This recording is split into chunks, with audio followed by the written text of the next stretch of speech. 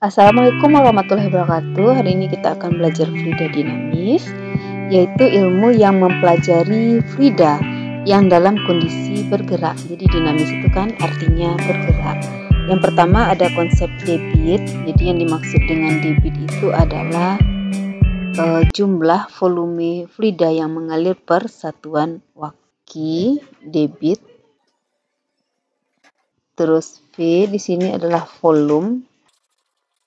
Satuan volume kan kamu udah tahu ya, meter kubik.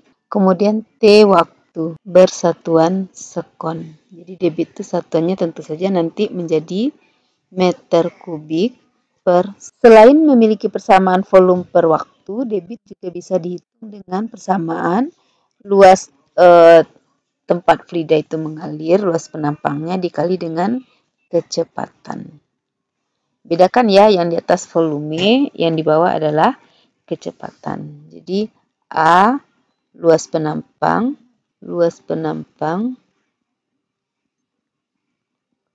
satuan luas ya meter kuadrat. Kemudian V kecil itu adalah kecepatan fluida. Satuan kecepatan meter per sekon. Nah, terus yang kedua, mungkin kamu pernah melihat fluida yang mengalir pada suatu, katakanlah suatu aliran, lalu kemudian aliran tersebut pipanya mengecil, maka yang terjadi adalah fluida menjadi lebih cepat mengalir di tempat yang mengecil. Contoh paling sederhananya ketika kita menyiram bunga, kemudian menutup bagian ujung dari selang, maka laju aliran keluar air dari selang kan menjadi lebih besar. Nah, itu bisa dijelaskan dari persamaan yang namanya persamaan kontinuitas. Jadi kalau seandainya kecepatan aliran fluida di tempat yang besar ini kita sebut dengan V1, lalu kecepatan aliran fluida di tempat yang kedua itu V2, ini V1, penampang luas yang pipa yang besar A1, penampang luas pipa yang kecil adalah A2. Jadi yang penampang luas itu yang ini ya. Persamaan kontinuitas menjelaskan bahwa debit aliran fluida pada suatu penampang itu bernilai konstan. Jadi kalau bernilai konstan ke sini, debit itu tetap, maka A1 dikali V1 itu sama nilainya dengan A2 dikali V2 sama dengan dan seterusnya. Jika ada penampang ketiga, maka tinggal dikalikan saja. Nah, jelas ya, ini persamaan kontinuitas menyatakan bahwa debit pada suatu penampang bernilai konstan. Yang terakhir kita akan melihat persamaan Bernoulli. Persamaan Bernoulli nanti akan menceritakan tentang hubungan tekanan, kecepatan alir dari satu fluida, dan kemudian ketinggian dari fluida itu sendiri. Misalkan, katakanlah ini ada suatu pipa yang dari awalnya itu tingginya berbeda, ini tingginya berbeda. Misalkan berarti yang tinggi ini tentu saja namanya H2, kemudian dialiri oleh fluida, nih mengalir fluida di sini. Maka nanti fluida kecepatan aliran fluida di tempat pertama kita sebut V1, kecepatan aliran fluida di titik kedua kita sebut V2, lalu ketinggian yang pertama H1, tinggi fluida yang kedua, pipa yang kedua itu H2. Kalau dalam hal ini H1-nya kan 0 ya. Lalu tidak mungkin rasanya kalau fluida ini naik ke atas tekanannya sama, berarti ini tekanan di bawah P1, tekanan di atas P2. Secara matematis, hukum dari persamaan Bernoulli ini dinyatakan dalam bentuk P1 ditambah Rho G H1 ditambah setengah Rho V1 kuadrat, itu nilainya adalah konstan. Nah, kalau nilainya konstan artinya kan nilainya tetap. Nah, kalau nilainya tetap gimana? P1 ditambah Rho G H1 ditambah setengah Rho V1 kuadrat sama nilainya dengan P2 ditambah Rho G H2 ditambah setengah Rho V2 kuadrat. Nah, gitu ya. Setengah Rho V2 kuadrat. Kita kasih keterangan P1 adalah tekanan titik pertama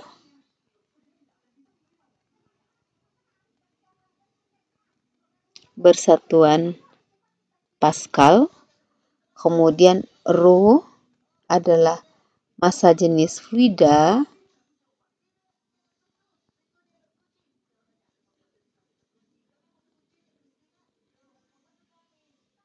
itu kilogram per meter kubik. Lalu H1 adalah tinggi titik pertama, tinggi kan satuannya meter ya, meter. Lalu V1 adalah kecepatan aliran fluida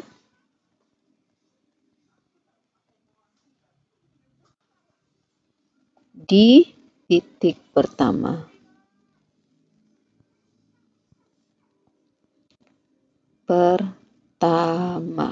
Oke.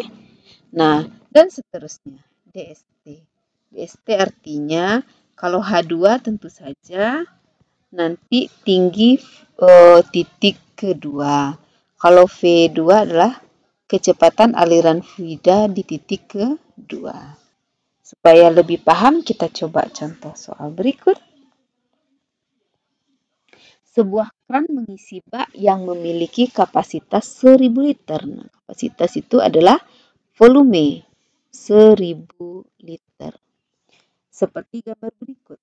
Jika luas penampang keran dengan diameter D2 adalah 2 cm kuadrat, berarti luas sama dengan 2 cm kuadrat.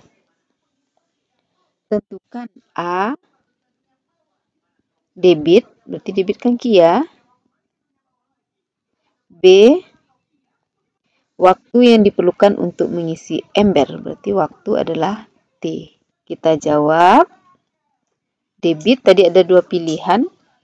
Bisa kamu pakai volume per waktu, atau bisa jadi kita pakai luas dikali kecepatan.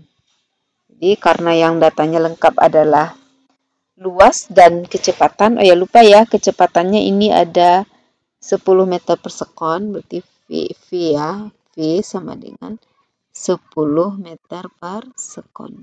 Jadi untuk mencari debit cukup dengan Q sama dengan A dikali V. Sama dengan A-nya 2 cm kuadrat, tentu saja dirubah dulu, satunya kan beda nih. Berarti 2 kali 10 pangkat min 4 meter kuadrat. Ya, sama dengan 2 kali 10 pangkat min 4 dikali V-nya 10. Jadinya 2 10 pangkat min 3. Satuannya meter kubik per sekon. Lalu kita jawab yang B. Waktu yang diperlukan untuk mengisi ember. Berarti T sama dengan, dari persamaan debit yang kedua, bahwa tadi apa? Q sama dengan volume per waktu. Maka T tentu saja volume dibagi debit. Sama dengan volumenya, nah ini dirubah lagi. Volumenya 1000 liter. 1000 liter itu artinya adalah 1000 desimeter kubik. sama juga nanti dengan hanya satu ya, 1 meter. Oke, jadi masukin di sini berapa? 1 meter kubik, lalu dibagi dengan Q yang dapat tadi 2, 10 pangkat min 3. Sama dengan 1 dibagi 2 kan 0,5 ya. 0,5 kali 10 pangkat plus 3. Berarti jadinya waktunya adalah 500 sekon. Semoga kamu mengerti. Untuk contoh-contoh soal berikutnya di video selanjutnya saja. Assalamualaikum warahmatullahi wabarakatuh.